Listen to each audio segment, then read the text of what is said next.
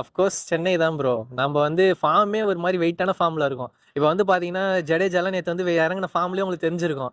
நம்ம தான் அடிச்சு தூக்குறோம் அப்படிங்கிற மாதிரி. ஓகேங்களா?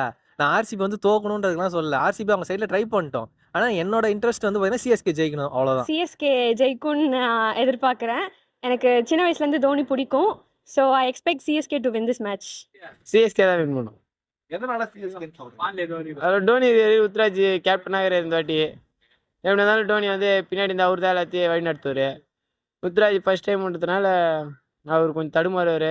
எப்படி இருந்தாலும் அடுத்த வருஷம் அவர் கரெக்டாக கொண்டு போயிடுறதுனால இந்த வருஷம் டோனி விட்டுக்கிறாரு. இப்போ நாங்கள் நம்புகிறோம். Of course CSK. ஏன் சிஎஸ்கே?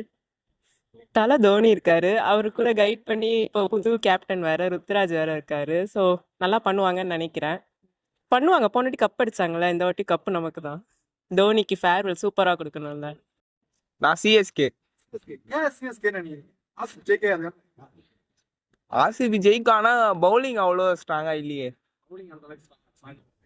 சிஎஸ்கே நிறைய வந்து இப்ப இன்ஜுரி ஆயிட்டாங்கல்ல.